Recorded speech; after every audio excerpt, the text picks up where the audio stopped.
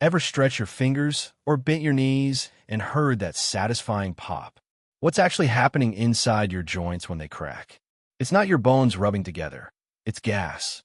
Your joints are filled with a thick fluid called synovial fluid that helps them move smoothly.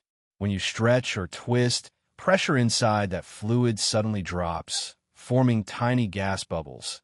And when those bubbles collapse, pop. That's the sound you hear. It's totally normal and doesn't damage your bones, unless you feel pain or swelling. So next time your knees crack or your fingers pop, remember, it's just trapped gas escaping. Stay curious, stay amazed, with Joseph from Global Health Hub.